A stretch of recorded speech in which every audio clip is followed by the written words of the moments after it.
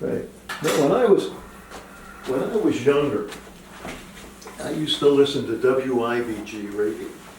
Was that before your time? No, Woodage and Wiffle too, WFIL. And There's a camera on you. that station, it would play the cream of the crop, whatever the genre. You would have Little Richard and Johnny Cash on the same station. Right. And all the kids I knew, they all knew the same songs. I mean, it was much more, it wasn't as divisive as it is today. Which I think it's part of an agenda I won't get into, but you know, there's so many categories now, and I almost never meet two people who listen to the same music. No, but I think also the radio station was labeled as a genre-specific station. So if you listen to the oldies, you heard all the artists in that catalog. You're not going to hear a hard rock song on WFIL. You're going to hear the bubblegum, and you're going to hear the pop, and you're going to hear the current top 40. But you're not going to hear Foghat. Probably. Yeah, it's I just miss that, you know, that it was, music brought people together. We all knew the same songs. Yeah. When we went to our You were going to say gig, weren't you? And you're afraid I was going to correct you? No, I was talking about the parties we had when I was 12 and 13. You know, we all did the twist, and some of the more advanced dancers would do the pony. Oh, and these different things. the boogaloo. And Were you a dancer? Could you dance? Did you dance? I never liked it. I don't know, That was that good. at one point I thought I was a dancer, but you know, John Travolta had nothing to worry about. You know, John Travolta didn't consider himself a dancer. He said in an interview I read, "I'm an actor who used dancing." Okay. Well, like we were talking about before, I think everybody in Hollywood needs to be a triple threat, at least on some level, but they certainly have one that they consider themselves. If you're a singer that dances and acts, that's the way you are. If you're an actor that can sing and dance, like Meryl Streep is an actress who can sing a little and dance a little. I don't think she's a great singer. She sings. Yeah, you ever see that movie where she was in a rock band, Ricky and the Flash or something? Oh, I don't think so. Yeah, you know, Meryl Streep to me I've never seen her make a false move in a movie. No, she doesn't, but I think her strength is her acting. Yeah. I wouldn't call her a singer. Like Kathy Lee Gifford has a Christmas album out this year. I can't listen to it. But she sings okay. I mean, she sings, you know, not as good as some of my students that I had a couple of years ago. But I think everybody wants to get to that point where they think they can do all the major tools in their box, you know? I don't know. When I was younger and I did theater, I kind of aspired to be like a Broadway guy, or at least some period, until I started making money playing in bands. You know, kind of, you know, took me more in that direction. But I was considered a singer, actor who moved, Okay. as opposed to a singer dancer. I learned a few dances for the roles I played, but I was much more comfortable in the pit or at the podium because I did not like the dance. I had to waltz in Damn Yankees. Oh, really? I played a character with my own name. It was Joe Boyd, and I had to waltz with my wife. I don't know that show, Tim. I know this is You Got Oh, it's the devil. Heart. Yeah, it's about the devil, selling your soul to the devil. Wow. Cute little song. Yeah, the baseball team that always loses to the Yankees is frustrated, and the lead hitter is this guy named Shoeless Joe Jackson. And they give him a new lease on life. That's a real guy, isn't it? Oh yeah. I don't think he really sold his soul to the devil, but so he sells his soul. He becomes 19 years old and incredibly. I don't mean to get up Rocky. Good. Looks like he needs water. Feed the cat. Feed the cat. He's the boss of my heart. This guy. Yeah, Rock. Yeah, so they win the lieutenant, and he finds a way. He gets a loophole to get his soul back anyway, so he doesn't have to go to hell after the season. I'm happy to hear that. Oh yeah, That was Tab Hunter in the movie, right? I think it was. And I think it was the guy Ray that played Walston. my favorite monster. Ray Walston was the devil. Yeah. Yeah. Yeah, I don't And I know. don't know who Lola was, but she was some sex pot of the day. Is that song Whatever Lola Wants? Yeah. I must have seen the movie in parts, because for something I claim to have never seen, I have a lot of Yeah. trivia about it. That's cool. But they were talking about like back then when like I knew every song and artist just about that would be on WIBG. And I pick up like Rolling Stone. It's a visual aid. Well, that's gonna cost us money if you do that. Oh. Now you're advertising, you're dropping names, you can't do that. Rolling Stone is gonna ban our video. All right, we're gonna get rid of it. That's what editing is for. Well, actually, this is just Rawl owned. This is nothing, this magazine is clearly Rawl owned. Okay. That's all I read here, and this lady's picture. So we should roll on with this topic. Roll it on, roll one. Oh, it's one, roll one. Oh, roll one. Roll one, And this is the roll first- two. This is the first time we're trying this. I know. But anyway, I had a dream years ago during this period where I could tell you all the artists on the radio. And I used to get this, they would give at the record store, or actually at the guitar store too, where I took lessons. You could get the top 40, a paper was WIBG's top 40. Okay. And I used to get it faithfully, I saved them. And I had this dream during that period that I would pick up the top 40 and the future 50, and I didn't know anybody on it. It was just, and it stayed with me. And now it's finally happened. I picked up this thing, what is it? You don't know anybody. The The top 50 100 albums, 50 albums. Yeah, I mean, every now and then they throw me a bone and put something by Springsteen or Dylan or something. But I mean, let me test you on this. Yeah, give me the test. I mean, I've been so much about my own music lately that I really, I don't go out of my way to listen to that. But I miss, like I love when that freak event happens where something comes out new on the pop radio and I actually want to hear it again. And I question, is it just the quality of the music is not as good, or is it that I'm overloaded? Like, Be a little both. yeah. I like when they release a new movie and they use an old soundtrack and the kids all say, I gotta hear this song, and I knew it 40 years ago. This is one thing I learned from you when I was working in, lounges and restaurants, is that, because, I've spent all my time, working on my own stuff, so to have to learn a new song, most of which were disposable, Mm-hmm. it would, just to me, it was like a labor, If I like a song, I don't even have to try. It just filters in from listening to it. But, so I would try to pick the ones I thought I'd get some mileage out of, like something like I just called to say I love you. My father liked it. I think that one, I could, and I've used it up to this day. I would use it. I still get requests for it. It's not a favorite of mine, but what was I going with that? I totally lost. You were gonna give me a quiz, Yeah. and you said something that I told you about. Oh, yeah, that was it. So you told me, look for what's in the movies, Oh, okay. like a song that is in a real popular movie that Right. we knew 20 years before it came out. And that stayed with me. I watch a movie, I say, oh, people gonna want to hear that now, and so you saved me a lot of work with that idea. Okay, now I'm gonna go here. It is. You're gonna get the top 50 Let me albums. start. I'm here on this is number 4.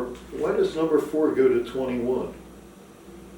I don't know. But Is it anyway, 4 this week and it was 21 last week? I happen. I don't know, but I happen to pick a page where I know there's 3 people on here, All right. and I know 2 of them.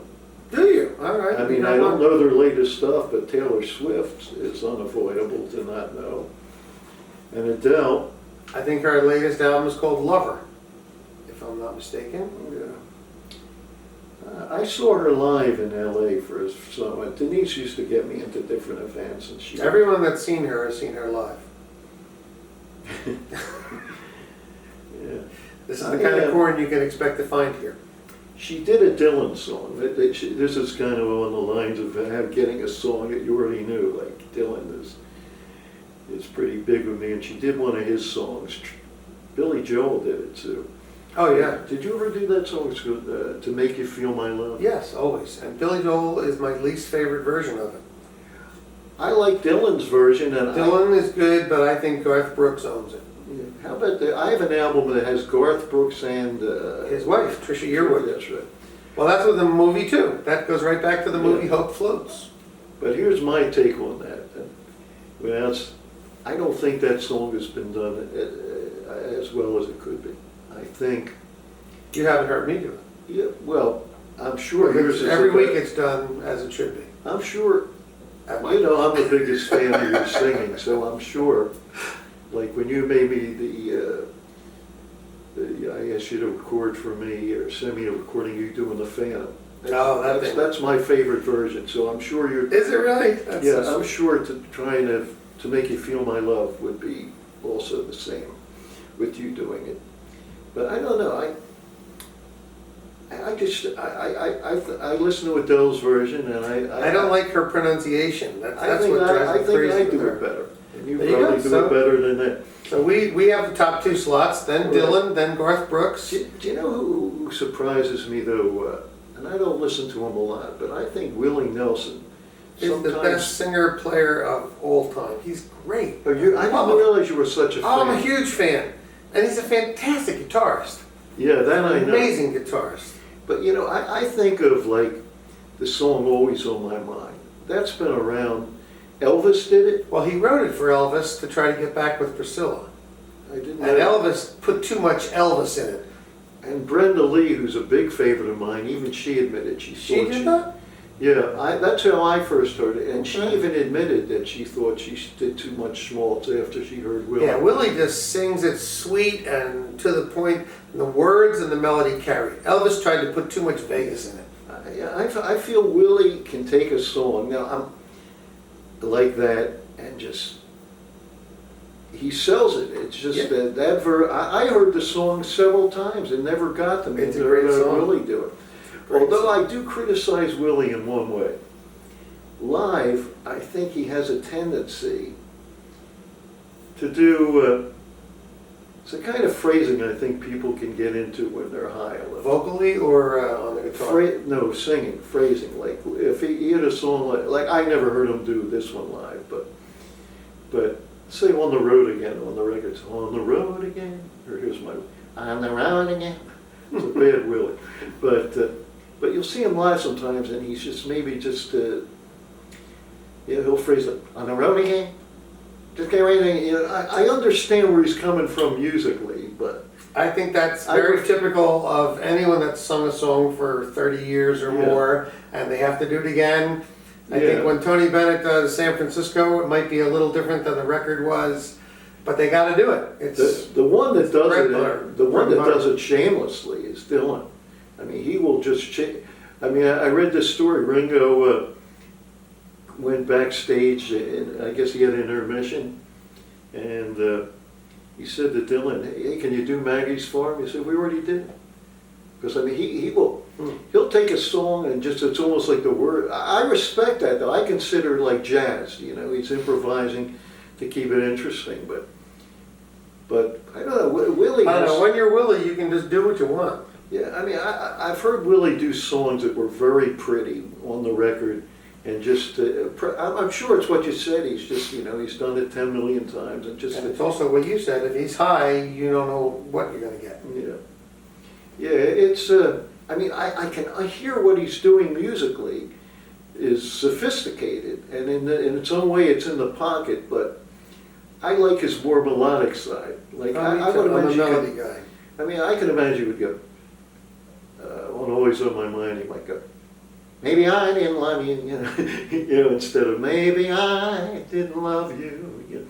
But you know, I think I find that I do that myself. yeah, I do it With too. covers that I'm doing after 6 months or a year of doing the same song. Sometimes I'll vary up a melody a little bit. Sometimes because I know I'm going to burp soon, or sometimes I need another breath, or just because I choose to make a decision Yeah. to do a line a little differently. But Yeah, I do it too. I mean, I totally understand it. And sometimes I think it's good. It's you're keeping it fresh and in the moment. you know when I do it a lot is if I hear somebody singing along with me real close by so that my voice is different than theirs. If I'm singing too much like the record and the two of us are doing a duet, I will change what I'm doing. I'm Yeah, not so sure that's a good thing, but it separates me from the crowd. And that's important I sometimes. don't know, I've always, when I would do shows, where I'm doing covers, I always felt like I had to get the crowd involved, and so I would always say, "Come on, sing along," and then sometimes I regretted it, opening my mouth. I don't know. I found that people generally, I don't know about in taverns where they're pretty loaded a lot of the time, but I find generally people can sense when you want to be solo and they keep quiet. Until the alcohol tells them what they want to Yeah. do. And then we don't know. But it once helped me, I'm very much about, I never wanted to sing in foreign languages. My mother encouraged me to learn a few Jewish songs, and it really paid off for me because those couple of Jewish songs got me a lot of work. Because I find Jewish audiences generally, they don't want a guy up there singing a whole night of, but they want to be represented. Like if you can do Harve and maybe a song from Fiddler on the Roof, you might get the gig over someone that doesn't. And I had a couple. But generally, I never like to do songs in a foreign language because, like you, I'm an interpreter. I want to tell a story. And, I don't know the language well. I might be putting the emphasis on the word "the" or something. Right. So If you're trying to do it phonetically, you don't really know what you're saying. yeah, and when I was in Florida, I heard a guy who obviously had just got off the boat from somewhere. And he was working, he was doing the song, "I Write the Song," it's Barry Manilow's record, which was written by one of the Beach Boys, just to throw in some trivia. But I knew Barry Manilow didn't write it, but I didn't know the Beach Boys wrote it. Yeah, the guy that kind of took Brian's place, Johnson, I forget his name, but he wrote it. Okay. But I'm surprised they don't make a big deal out of that, because it's a good song. Although when you first hear it, if you don't listen to the story, you think, geez, I like it sound like egotistical. I write this, but then you realize he's talking about... Until a guy comes along and changes it to "I sing the songs," and everybody loves that. Yeah. Which is what Frank did. Oh, I didn't know that. Oh, but Sinatra recorded it as "I Sing the Songs." that's That was another- the ultimate ego boost. That's another topic, but the real lyrics, if you listen close, he's talking about like what I call the Holy Spirit of music, that it's really something I believe, that it's coming from this higher place. But when you first hear it, it sounds like he's saying Ira.